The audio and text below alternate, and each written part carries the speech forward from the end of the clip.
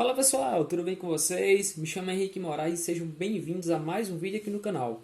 Galera, no vídeo de hoje eu vou apresentar para vocês as diferenças entre o IPv4 e o IPv6, ou seja, a versão 4 do IP e a versão 6 do IP, tá certo? O que acontece? Hoje em dia muitos provedores têm dificuldade em nos entregar aquele famoso IP fixo ou IP público, tá? Geralmente quando a gente joga online, alguns jogos específicos aí em alguns consoles, como Xbox, Play 4, Play 5, ou tem algum sistema de câmera interno, muitas vezes a gente precisa do IP público para acessar algum recurso da nossa rede interna, de fora. Porém, quando você entra em contato com o provedor, ou com a operadora, ele não consegue te fornecer um IP público, tá? Ou o famoso IP fixo.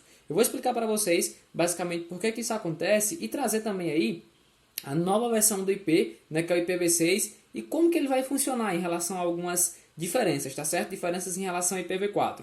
Mas antes de a gente iniciar aqui no conteúdo, eu peço que você já se inscreva aqui no canal, curte e compartilhe esse vídeo para que a gente continue trazendo conteúdos como esse, tá certo? Chama a vinheta.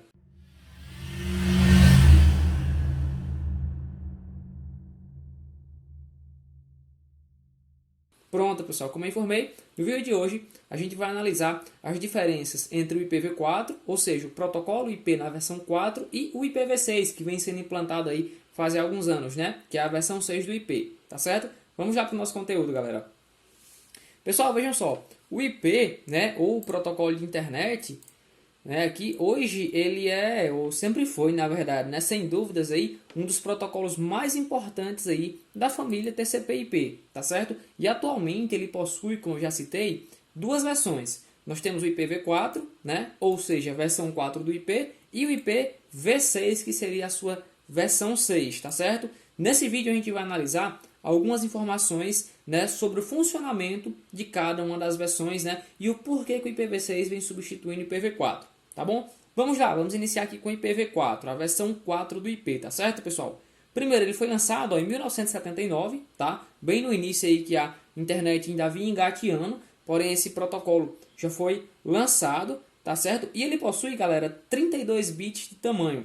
Ou seja, quando você está tratando de um IP, do IPv4, a versão 4 do IP, quer dizer que se você pegar o IP, em decimal, como a gente conhece, e convertê-lo para binário, tá certo? Ele vai ter 32 bits de tamanho. Por isso que a gente tem a conotação aqui, ó, 2 elevado a 32, tá? Que seria basicamente o quê? 2, são as duas informações possíveis que o bit pode assumir, 0 ou 1, e 32, que é a quantidade de bits que o IP vai ter, tá? E se você fizer aí essa potenciação, você vai ter um total aí, pessoal, de 4 bilhões de endereços. Aí você pode pensar assim, os 4 bilhões de endereços, então tem muito IP para fornecer, tá certo? Só que tem um detalhe, lá na década de 90, quando isso começou a tomar uma proporção maior, quando a internet começou a tomar uma proporção maior, foi visto que talvez esses 4 bilhões, aproximadamente de IPs, não fossem suficientes para toda a demanda, como de fato não foi. E se vocês analisarem, o que acontece hoje, em 2022, o mundo atingiu a marca de 8 bilhões de pessoas. Ou seja, digamos que a gente tem um IP para cada 2 pessoas. Então é totalmente insuficiente. E no mundo que a gente vive, do IoT, da internet das coisas, que a gente tem muito equipamento para conectar, muito dispositivo para conectar, o IPv4 já não era suficiente. Isso na década de 90 já tinha sido observado, tá? Que ele não era suficiente e que era necessário aí a gente ter uma nova versão, que foi a versão 6 do IP, que eu vou já explicar para vocês, tá certo? E aqui embaixo, ó, eu tenho 2 exemplos simples aí, exemplificando, na verdade, aí, exemplos de IPs aí do IPv4, ó. Nós temos aqui os primeiros exemplos em decimal, tá certo? Ó, o 10.10.10.1 é um exemplo de endereço aí do IPv4, versão 4 do IP. O 92.68.0.1, geralmente IP aí de roteadores, TP-Link, D-Link, Multilaser, trazem muitos roteadores com esse tipo de endereço. E aqui eu tenho o 172.16.200.200, que é outro exemplo de endereço IPv4, tá? O que acontece, galera? A maioria dos provedores hoje, ainda entregam IPs da versão 4, para as nossas residências. E como esse IP ficou escasso há muito tempo, na verdade a IANA, que é responsável, aí, o órgão responsável por administrar esses endereços no mundo, divulgou que em 2011, já não teria mais IP para todo mundo, já não tinha mais reservas de endereços aí para fornecer para as operadoras poderem distribuir aí para os clientes, tá? Então, naturalmente, hoje você encontra uma dificuldade um pouco maior de contratar um IP público junto com o seu provedor, o famoso IP fixo, justamente porque está muito escasso, né? E em algumas situações, o provedor, dependendo do porte, ele simplesmente nem tem mais IP público para te entregar, e ele vai te entregar um IP privado, né? Utilizando muitas vezes aí um CGNAT. Tá ok, galera? E aqui embaixo, ó, eu tenho outro exemplo, né, que mostra aqui o endereço IP, né? Aqui seria o endereço IP 10.0.0.1, muito utilizado aí pela Intelbras, né? Só que em binário aqui, galera, trazendo justamente essa ideia o quê? De 32 bits. Se a gente analisar aqui, nós temos 32 zeros e uns. Tá certo, galera? Então essa é a situação do IPv4, né? A versão 4 do IP, do protocolo IP, tá aqui, ficou muito escasso aí, já fazem mais de 10 anos e as operadoras hoje simplesmente não conseguem mais adquirir blocos do IP V4, né, para entregar para os clientes. E agora está acontecendo aí, né, não 2022 agora, né, mas já de um tempo, acontecendo gradativamente a migração aí do IPv4 para o IPv6, justamente para que as operadoras tenham mais endereços, tá? Para isso a gente vai analisar agora como que funciona o IPv6, tá? Vamos aqui, ó.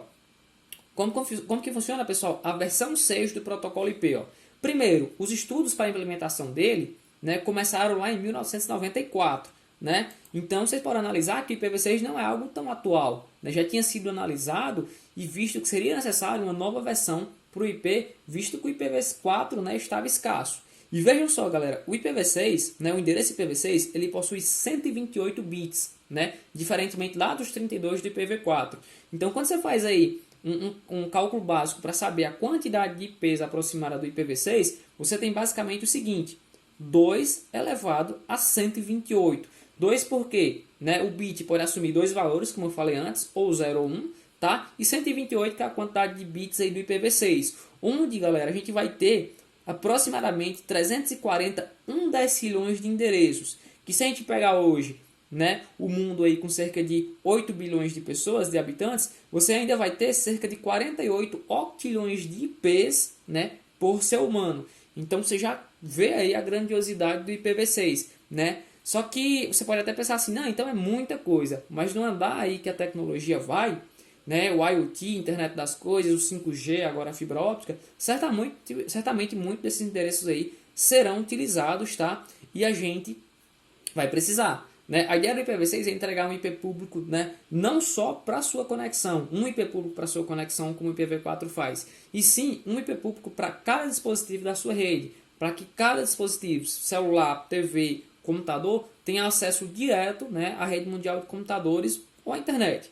Tá ok? E aqui embaixo, galera, a gente tem um exemplo simples, tá, de um endereço IPv6. Né? Um ponto interessante é o que? Você pode analisar que nós temos aí, né, um endereço muito maior e eu já tenho letras e números, tá? Porque a gente não usa aí o decimal e sim o hexadecimal, né, para estar representando esse IP. Tá ok, galera? Esse foi o nosso vídeo de hoje, falando um pouquinho aí sobre as diferenças básicas do IPv4 e IPv6, tá? E se você gostou desse conteúdo, você deixa aqui nos comentários que eu vou estar aprofundando ainda mais os nossos estudos sobre IPv6, né? Trazendo questões sobre conotação, sobre se a gente usa NAT, como que funciona o DHCP, tá? Todas essas ideias aí para a gente analisar a fundo como que funciona, tá certo? Qualquer dúvida, é só deixar aí nos comentários que a gente vai verificar, né, assim que possível. Até a próxima!